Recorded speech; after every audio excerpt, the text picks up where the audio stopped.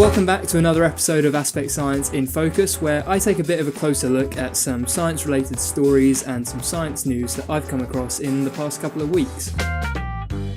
So first up, I wanted to take a look at NASA's Martian helicopter. So for the first time in human history, NASA is planning to send a helicopter-like machine to the surface of Mars. When I first heard about this, I assumed the machine would be small, but I was quite surprised to find out that it's just under 1.8 kilograms and about the size of a softball.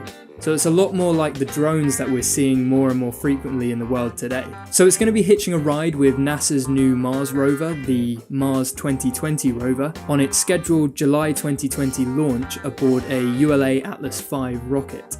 And once there, the helicopter will attempt up to 5 different flights, including a 30-second stationary hover at around 3 meters above ground level. Now interestingly, the helicopter's twin blades will be spinning at around 10 times the rate that you'd find a helicopter blade spinning here on Earth, and this is due to the fact that the Martian atmosphere is actually really thin compared to the Earth's atmosphere. And another interesting point is the fact that it's going to be carrying out these flights autonomously, due to the fact that there's a signal delay between Earth and Mars because of the great distance between the two planets.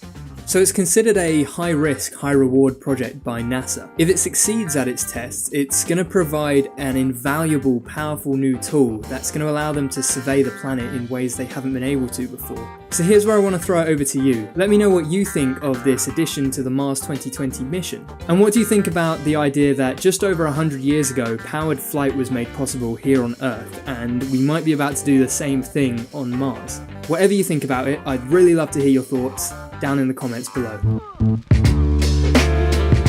So next up, I wanted to talk about bonobo midwives.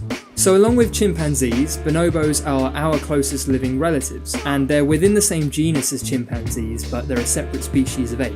So recently, researchers have released news that in 3 recorded instances in captivity, female bonobos stood close by and provided support to another female bonobo that was giving birth, and some even held the infant as it was born.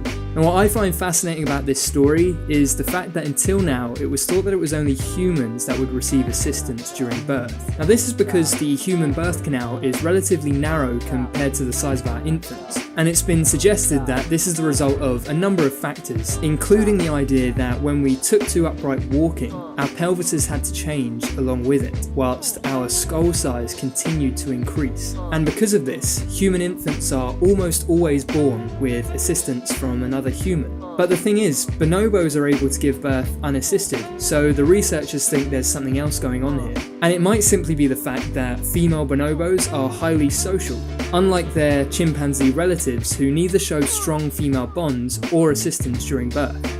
Now the researchers did stress that the research into this is still young, but it is definitely interesting what continued studies could reveal. So I'd love to hear what you think about this story. What do you think is making these bonobos help when there isn't really a need to help out? And do you think that continued study into this area could reveal things about our own evolutionary history? Whatever you think, be sure to leave a comment down below.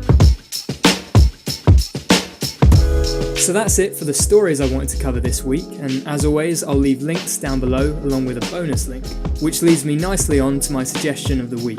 And this week it's actually a YouTube series, so pretty much 3 suggestions in one.